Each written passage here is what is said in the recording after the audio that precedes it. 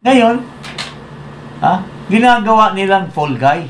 Itong si Vice Admiral Albert Carlos. Vice Admiral Carlos. Na wala daw ganun. Mayroong isang kawani na kausap kuno. Pero ikaw nagdadaldal eh. Bakit hindi mo Ipresenta. ipresenta yung kawani?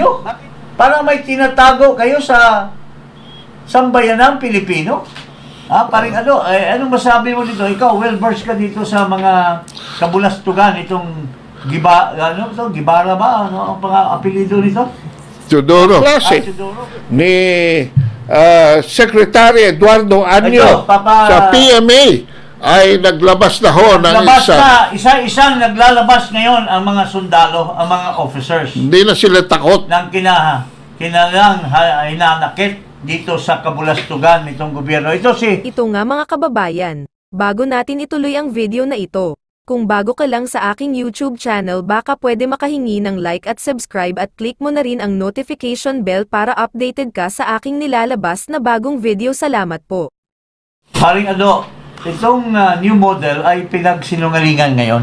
Yan. Pinagsinungalingan ngayon na there's such itinatanggi. Itinatanggi ngayon itong Gibo Teodoro, itong new model, at dahil mukhang naglabas ang China para patunayan na mayroong usapan between Westcom commander at ang Chinese officials, mayroong para matiwasay ang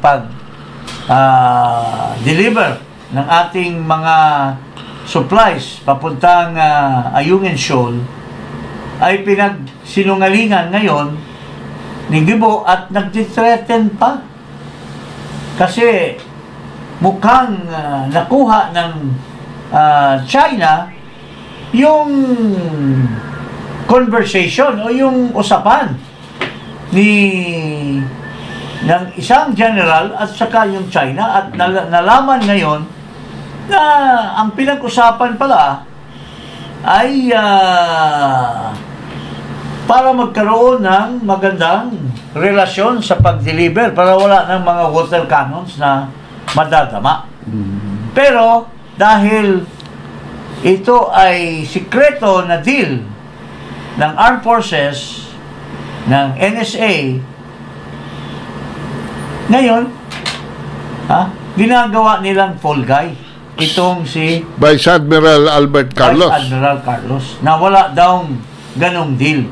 At dahil nag-threaten ng China na ilabas, kasi pinatunayan nila na mayroong ganong deal, sasampahan daw ng kaso ni Mr. Gibo Teodoro ng wiretapping daw ang China. Pakinggan natin yung video. Nakakatawa. Ito. Pakinggan natin yung sinasabi ni Gibo. Sino? Okay naman. Sir, syempre, pinag-uusapan yung alleged leaked Teka. Ito lang ang masasabi ko. Please, hindi ako sasagot na ng follow-on questions. Yes, sir. Pakinggan nyo na lang. Sana naman huwag i-editorialize, huwag i-heading na iba ng ating mga home stations. Yes, sir. Di umano may pahayag ang Chinese Embassy sa Pilipinas na merong punong alleged recording sa isang kawani ng Armed Forces of the Philippines, the authenticity of which I doubt, given the propensity of the Chinese government to engage in malign information activities. Ngayon, ito ang dapat natin tutukan at dapat intindihin na ating mga kababayan. Kung itong statement ay totoong galing sa Chinese Embassy na sila ay nag-recording ng sino man sa Pilipinas, sila ay umaamin na lumabag sila sa batas ng Republika ng Pilipinas, particularly the anti-wiretapping law. At sila ay gumawa Kung totoo man ito ng bagay na labag sa international relations at labag sa batas dahil hindi sila nakipag-ugnayan sa Department of Foreign Affairs at sila'y umoperate na pailalim kung totoo ito.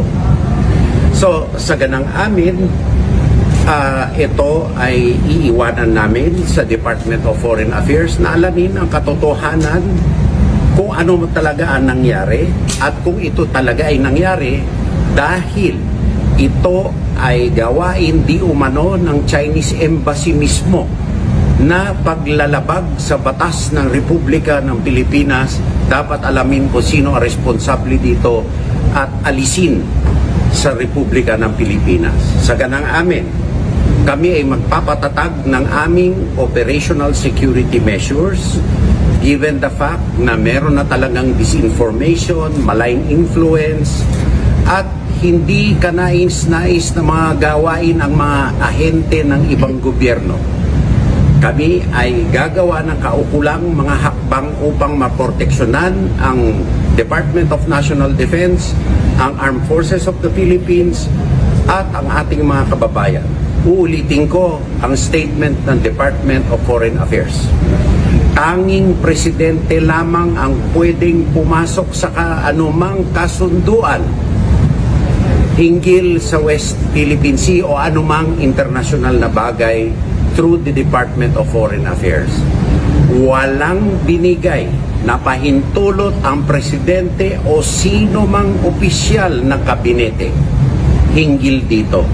Kaya mali ang pagtatahol ng mga opisyal di umano ng Chinese Embassy dito. Sana maliwanagan ang ating mga tao. Uulitin ko, kung totoong galing ito sa Chinese Embassy, umaamin ba sila na sila ay lumabag sa batas ng Republika ng Pilipinas? Yan ang kasagutan na dapat sa kanila tanungin. Thank you. Tama ka na, Gibo. Kung anong pinagdadaldal mo, ha? Rattle. Natuloy yung pagka-bartap nutcher mo. Ha? Oo.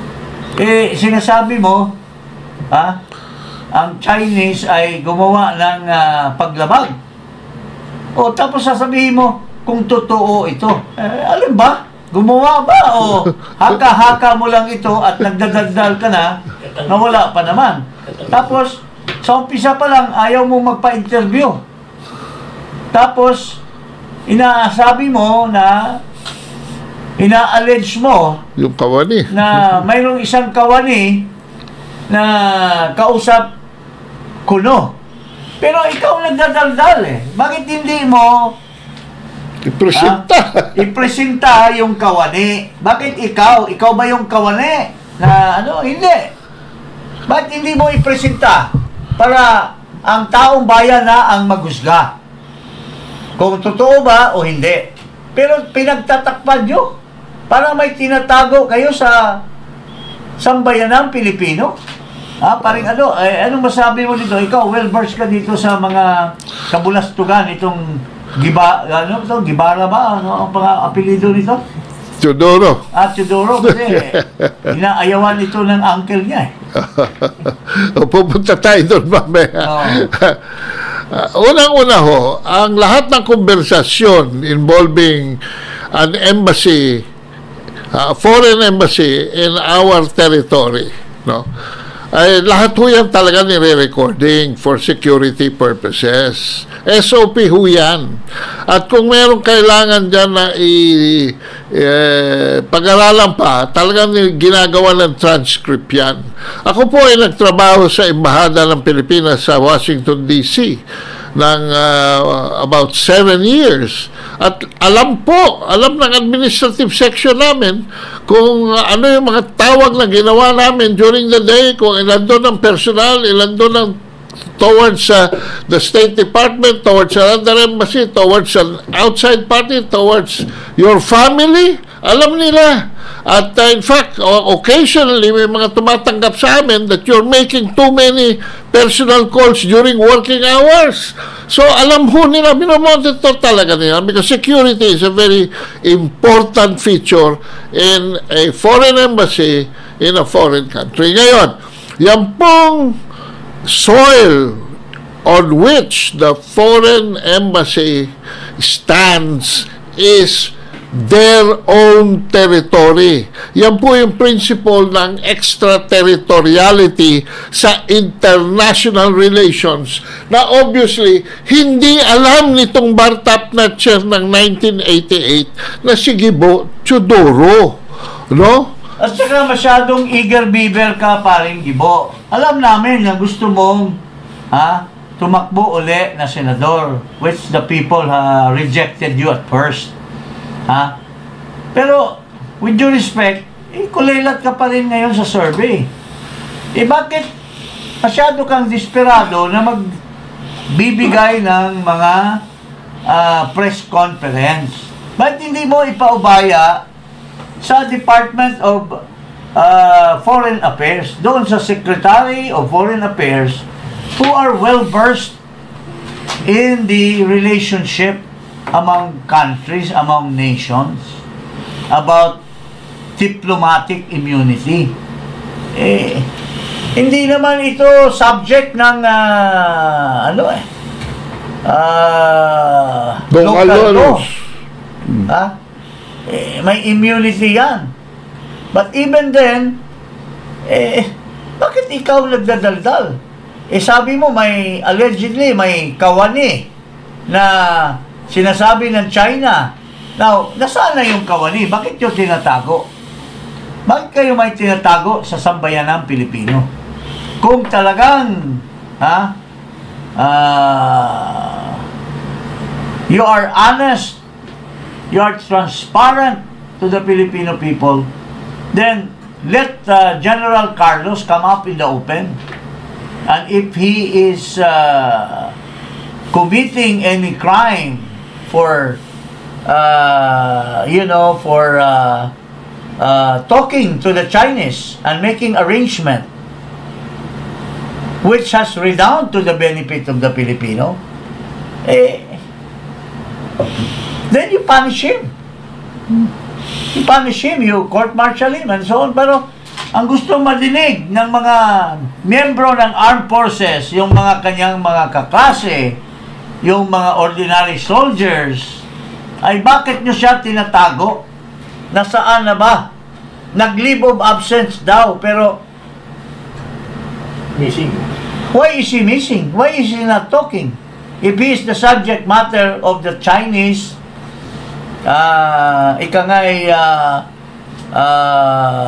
revelation of certain talks,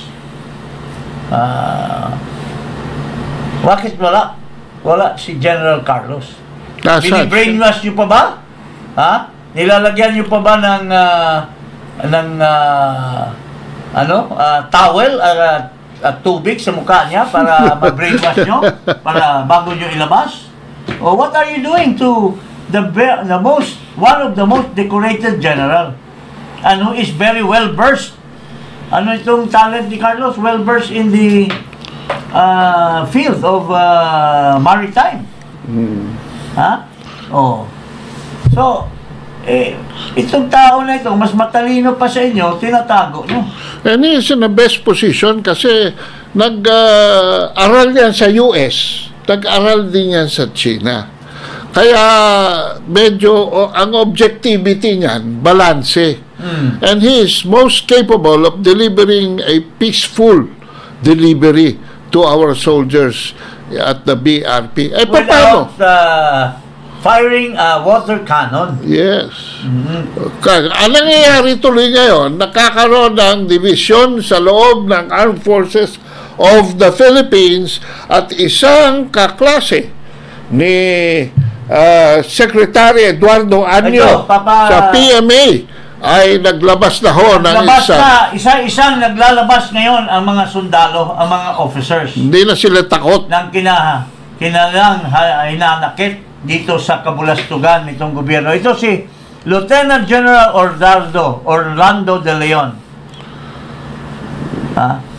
is now asking you, Gibo, you, Anyo, to resign. Ito, basahin natin ang Video. hinaing ni Lieutenant General Orlando De Leon. Sinabi ni Defense Secretary Gilbert Teodoro Jr. na handa siyang paalisin ang mga executive ng Chinese Embassy na sangkot sa wiretapping sa Pilipinas kasunod ng pag-aangkin na ang China ay may audio recording ng isang tawag sa telepono sa hepe ng Western Command.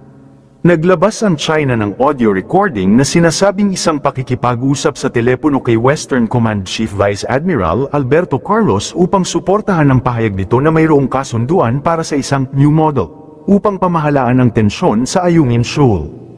Bago nito, kinumpirma ng AFP na nag-leave si Western Command Chief Vice Admiral Alberto Carlos ngunit walaan nila itong kinalaman sa umano'y kasunduang new model sa pangangasiwa sa West Philippine Sea na iginiit ng Chinese Embassy na sinang-ayunan ng Westcom. Pero, walang naniniwala na inalis sa pwesto si Carlos dahil sa pangunguna nito na makipag-usap sa China na ang nasa balita naman ay may basbas ng kanyang mga highest official.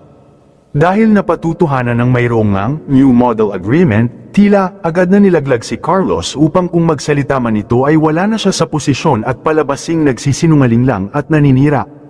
Kaya naman, maraming kabaro nito ang naglabas ng kanilang suporta at sinabing nasa likod sila ng nasibak na si Carlos. Hanggang sa ang isang general na si Orlando De Leon ay nananawagan na mag-resign na ang kaklase niyang si Secretary Anyo at ang DND Secretary na si Gibo Teodoro. Ibinunyag din nito na tila may sariling kopya si Carlos sa nasabing audio na kung saan hawak nilang at may lalabas niya sa tamang panahon dahil tila natunugan nitong siya ay ilalaglag. Ayon kasi sa buong pahayag post nito ay, "Below, with his permission, is a conversation I had with APMA underclassmen. His sentiments are shared by soldiers both active and retired. Gibo and Anyo better resign. These two are fomenting a culture of distrust between seniors and subordinate." Sir, reading the excerpts of alleged comm between Kaloy and PRC.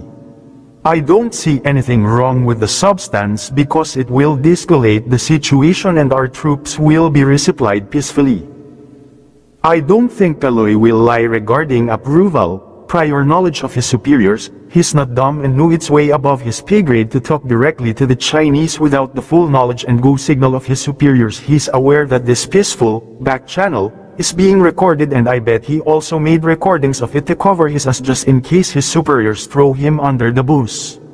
He confirmed multiple times in the call that his bosses were aware and he's just representing them regarding the deal.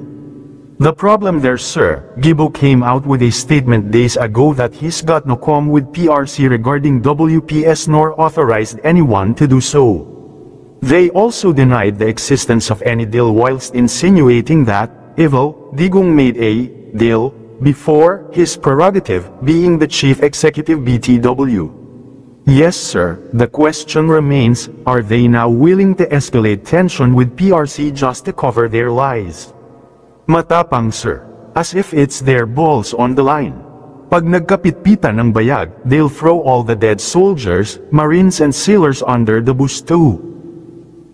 Ang issue na ito ay binigyan naman ng comment, reaction ng ilan pang personalidad sa social media.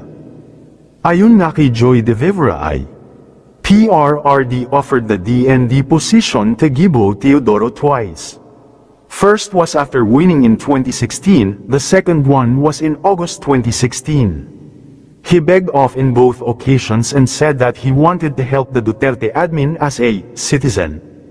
Akala ko dahil sobrang taas ng standard ni Gibo that is why he doesn't want to be part of the Duterte's cabinet, kaya tumanggi siya. At that time, ang taas ng tingin ng mga tao sa kapasidad ni Gibo. We see him as someone who could have done a better job than Pinoy. The one that got A away. Tapos ngayon, wiretapang lang pala ibabanat niya. Puta. Ayon naman kay Adrian Pascual ay, ganito po kasi yan ha. Every time may persecuted PMA year because of civilian politics, ang buong klas niyan ang makakalaban mo. They will protect their mista at all cost. Isama mo na din mga tao at naging tao niya. Kaya good luck po sa pag-collect ng maraming mga kalaban. It's like a solitaire. It's deck. Its deck of mahjong is falling down. So that means na House ang of ating armed forces of the Philippines ay mapagmasid. Much more yung mga pulis. Ang alam ko, ang mga pulis ay naghihinakit na matagal-tagal na. Ito ngayon, nagkabistuhan na sa Kabulastugan. And General De Leon, De Leon ba yun? Oh, dali yan. General De Leon has said it all. So, tama si former Speaker Alvarez,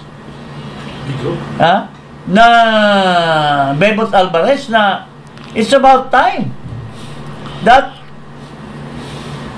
sabi niya, you should now withdraw your support dahil binababoy kayo ng inyong mga superiors.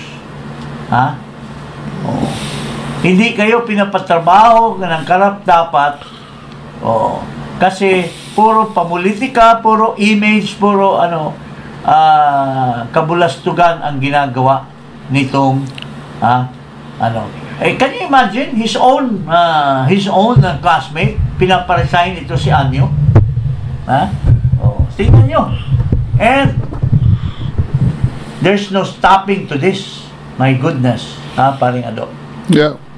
And this has become precarious kasi masyado nang nagiging bold ang mga provocations ng Pilipinas dyan na pinalalabas nila China ang aggressive.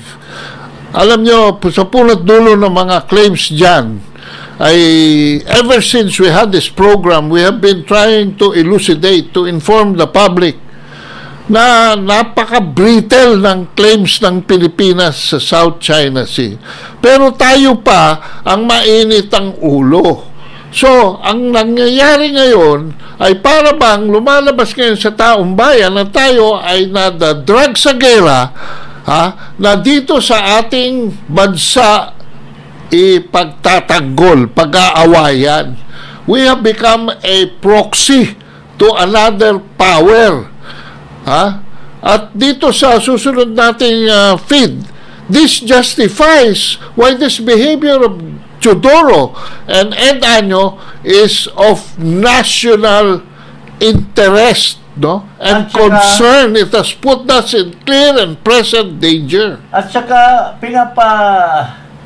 pinapahamak tayo.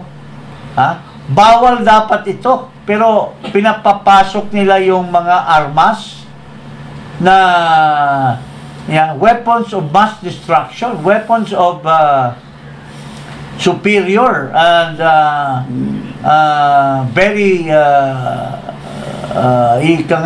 potent weapons. Ito, nagreklamo tuloy ang Beijing dito sa mga pinapasok ng mga armas kasi papahamak nila ang Pilipinas. Basahin natin ito at explain natin. Beijing raises serious concerns after U.S. stations Typhoon weapon system in the Philippines amid South China Sea tensions. China has raised serious concerns about the U.S. deployment of a mid-range missile system in the Philippines during a meeting in the with South Asian nations. The United Nations temporarily stations. The United States temporarily stationed the Typhoon weapon system capable of supporting Tomahawk cruise missiles and SM-6 anti-aircraft missiles in the country during joint military drills last month. It was the first time it had stationed such weapon system in the country, which has repeatedly clashed with China in the disputed waters of the South China Sea in recent months, raising fears about the risk of an armed conflict. Okay. Ngayon, let me explain kung ano itong Tomahawk missile. Yes. Itong Tomahawk missile has an operational range of more than 2,500 kilometers. Malayo. Aabot ho ng Guam yan, aabot yan ng North Korea, aabot yan ng Thailand, aabot yan ng Indonesia sa South. So, yan pong malaking circle na yan, no? Pag merong na-threaten dyan, they can launch a preemptive attack against the Philippines. Hindi lamang po China, no? Anybody. Now, itong Typhoon missile system can launch the Tomahawk. And the Tomahawk can be enabled to carry nuclear weapons. Yan po ang problema dito. Pumasok na to mid-range missiles ang ating mga kliyenteng Amerikano at dinala yung equipment na yan dito sa Pilipinas. Pag yan po ay hindi inalis, there are 2 treaties of ASEAN that we are violating. Number 1, that we are a zone of peace, freedom, and neutrality. Wala, bawat lang nuclear. And pangalawa, yung bawal ang nuclear capability. So, baka po pati ASEAN ay isapuera tayo at alisin na tayo sa asosasyon na yan. Thanks to Marcos, thanks to Gibo, thanks to Anyo. Ito yung triumvirate na pinapahamak ang taong bayan sa giyera. Kaya kayo, sasama pa ba kayo dito sa mga ito? Kayong mga sundalo, kayong mga pulis, kayo lahat yan. Remember, the armed forces is the guardian. It's the protector of the state and its people. So, when will you move? Si Mr. De Leon, General De Leon, nagsalita na. Marami nang nagsasalita. Itong mista ni General Albert Carlos, nagsalita na sila. There will be more. Hindi na biro. Ngayon, ang sinasabi lang po namin dito, nasa ating konstitusyon, no? Now, we renounce war as an instrument of national policy. Pero mukhang ito pong administrasyon na ito has adopted war and not even of our own making. Wala naman tayong gera sa China and yet naiipit tayo sa gitna. We have allowed 9 EDCA sites na pasukan ng mga Amerikano. Ganong wala naman tayong, we are not in conflict. in conflict with any other country.